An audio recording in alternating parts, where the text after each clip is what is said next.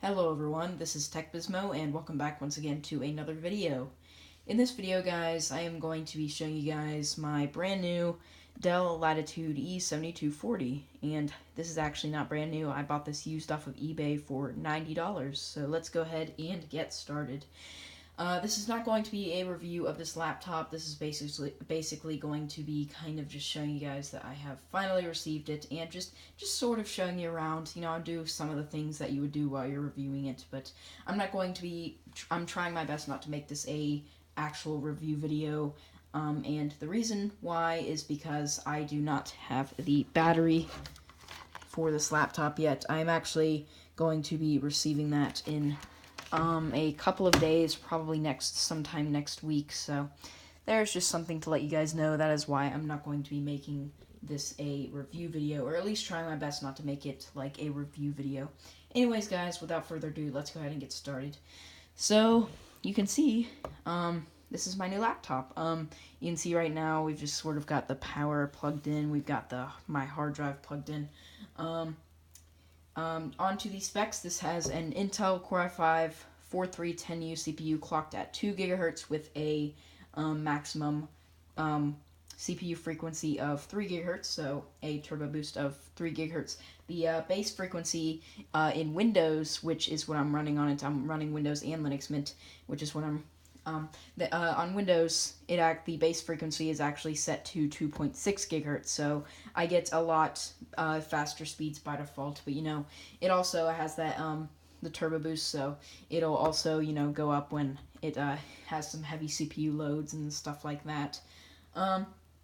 This right now has 16 gigabytes of RAM that is maxed out.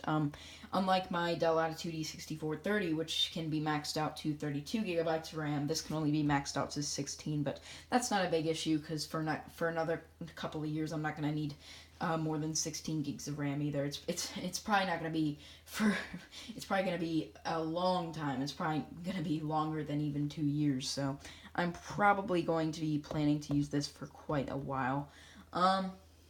But yeah, the other specs, this has a 256 gigabyte SSD, and as I said, I am running Windows 10 and Linux Mint Cinnamon 19 on it, and I would like to say they run flawlessly. Both of the operating systems run flawlessly on this laptop. So I can kind of show you around. You can see here there it is. It's in Linux Mint. Yeah. So as I said, currently it's running Linux Mint 19 Cinnamon and Windows 10 Professional. So I can just show you right there. I don't think I need to go too much into detail with more of these specs, the Wi-Fi chip and that sort of stuff. I can tell you the graphics card if you guys are unaware with what type of integrated GPU the Intel Core i5 4310U CPUs have. They are equipped with the Intel HD graphics 4400, so yeah, or 4400 for you people out there that don't like to say it like 1,000. They like to say it as 100. So I'm going to be just putting my camera up so I can type this password in, and let's go ahead and see if I typed that correctly. And no, I did not. There we go, we are in, as you guys can see. As you can also see, this has a backlit keyboard. Yeah, you can see right there is the Intel Core i5 sticker, the Intel Core i5 vPro sticker. I believe vPro stands for Virtualization Pro, so it should be good with like VirtualBox and that sort of stuff. Yeah, this does have a backlit keyboard. I believe that's the highest brightness setting it can go on right now. Oh, I don't mean right now, I mean permanently. Yep, you click it 4 times and that's the brightest it can go. So, I mean, that's bright enough for me. If I cut the lights off, you guys will probably be able to see that that's pretty bright enough. Yeah, you know what, this was probably a bad example because it's kind of light in here anyway, so, and it doesn't show up well on camera anyways. It is kind of dark in here by default anyways because, as you can see, my office lamp is gone. We've just got the box. I was going to make a unboxing video of this laptop, but I was just so excited, you know.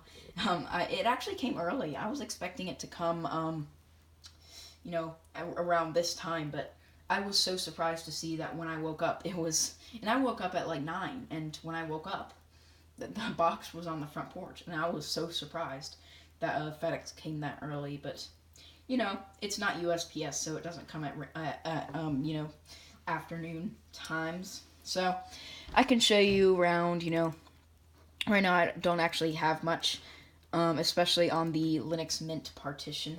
So I can zoom in a little bit to show you guys the display. So I can show you some of the programs I have currently. I just have Firefox, you know, Terminal, that sort of stuff. Chromium, GIMP, Simple Screen Recorder, and OBS. These are kind of the programs that I've been using lately. But I'm going to go ahead and shut her down. I'm actually going to reboot into Windows to show you guys that I do indeed have a Windows partition enabled on this. So we'll go ahead and wait for that. And here we go. So I can go ahead and select Windows Boot Manager.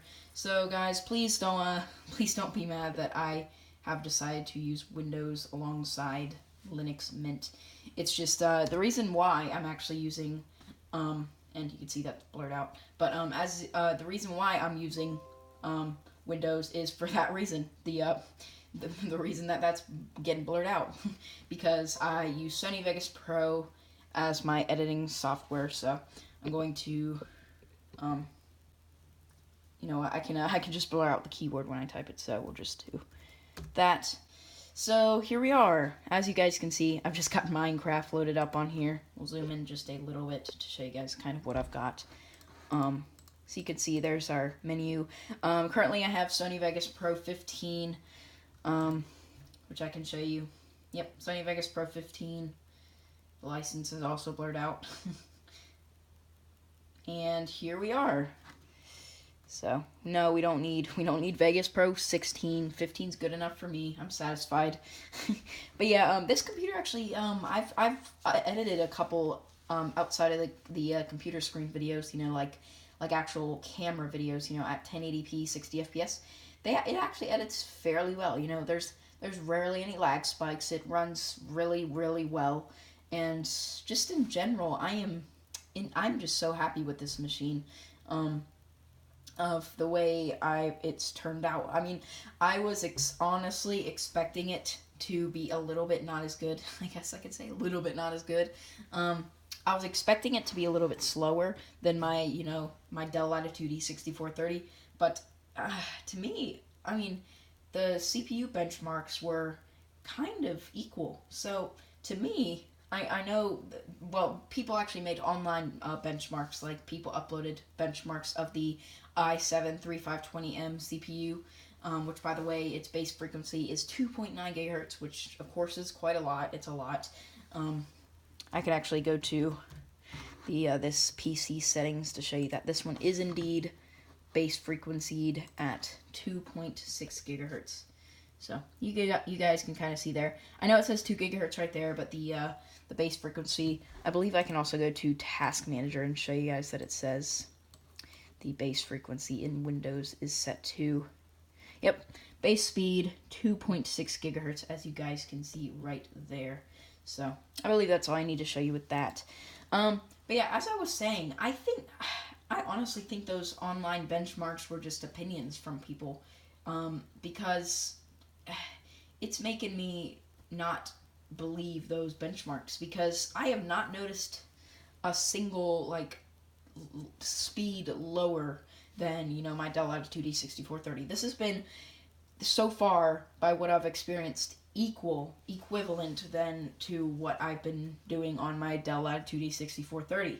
I actually ran I ran Cinebench, I believe it's called R14, Cinebench R14 or R15, whatever it is, on both computers. I threw actually this same SSD that's in this computer. I put it in my Dell Latitude E6430 and ran the the Cinebench CPU benchmark and the GPU benchmark in Cinebench, and the GPU benchmark was about half the speed of this one on the Dell Latitude E6430. So this one was about twice as good, GPU wise, and I think CPU wise, the Dell Latitude E6430 actually locked out. It did not continue benchmarking. That might have been because I was multitasking on the Dell Latitude E6430 while I was running Cinebench, and on this one I was not really multitasking. I just had one window minimized in the background. But yeah, I think they're pretty much the same. I know this is a ultra low power CPU. I know that's what that suffix U stands for, which I can show you guys right here. Yep, 4310U CPU. That's what that suffix U stands for. It's the U stands for ultra low power CPU. And the 3520M, the M in 3520M stands for mobile, which mobile it should be faster and it's definitely more powerful, but it's a generation behind, and the processor frequency, they're actually on the mobile processor on the 3520M CPU, the processor base frequency is 2.9 gigahertz, which is quite a lot for a laptop CPU. Well, for me anyway.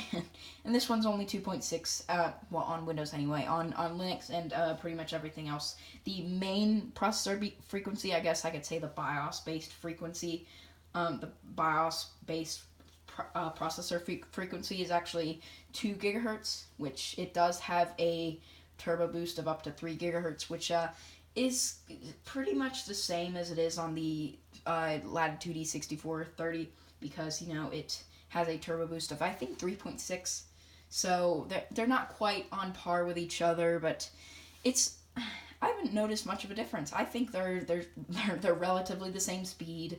CPU wise, I think I would say the Dell Latitude E6430 is a little bit better, but GPU wise, this one's definitely better since it has that Intel Haswell mobile graphics card, aka Intel HD 4400 GPU.